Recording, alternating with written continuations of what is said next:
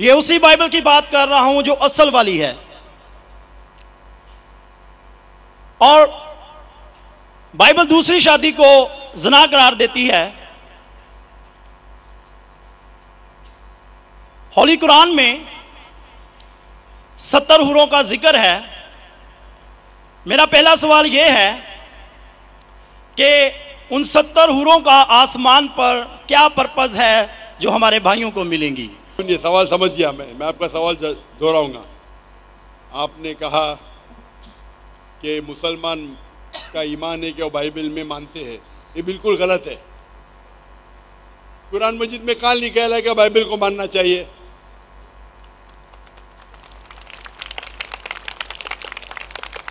اپنے آپ ان کے سوال میں اتنے غلطیاں تھے. میں سوال دہراؤں گا. مسلمان کا ایمان ہے کہ وہ بائبل میں ماننا چاہیے. یہ لفظ بائبل قرآن مجید میں ہی نہیں. نمبر 1. پھر انہوں نے کہا کہ بائبل میں لکھا ہوا ہے کہ ایک شادی کرنا چاہیے, قرآن میں لکھا ہے کہ 4 شادی کرنا چاہیے, اور پھر کہا کہ قرآن مجید میں لکھا ہے کہ 70 حور. یہ جتنے چیز کہا سب غلط, سب غلط, سب بکواس. نمبر 1, آپ مجھے بتائیے قرآن میں کہاں لکھا ہے کہ بائبل کو ماننا چاہیے؟ قرآن میں لکھا ہوا ہے کہ انجیل کو ماننا چاہیے, بائبل نہیں. آپ کی جو بائبل ہے وہ انجیل نہیں ہے. سوری سر, انجیل ہی کہہ رہا تھا میں اپنی طرف سے.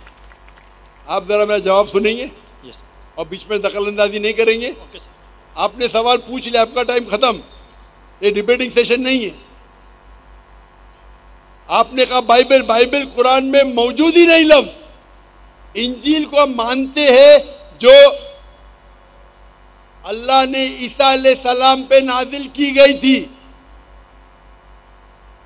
یہ جو ان کے پاس ہے ورڈ بائبل کدھر سے آتا ہے؟ بائبل آتا ہے ایک گریک ورڈ ببلوس سے. ببلوس, انجیل سے نہیں. ببلوس مطلب بک آف بکس. ہمیں بائبل پہ یقین ہے کہ وہ اللہ کا کلام ہے. بائبل پہ عمل تھوڑی کرنا چاہیے. آج کدھر لکھے لگا بائبل پہ عمل کرنا چاہیے؟ ہم کو یہ یقین رکھنا چاہیے کہ انجیل اللہ کا کلام ہے. یہ یقین رکھنے کی ضرورت نہیں کہ انجیل کو فالو کرو. انجیل پہ یہ یقین رکھنا چاہیے کہ وہ اللہ کے طرف سے وحی تھی, اللہ کا کلام ہے جو عیسیٰ علیہ السلام پہ نازل کیا. ہم اس پہ یقین رکھتے ہیں.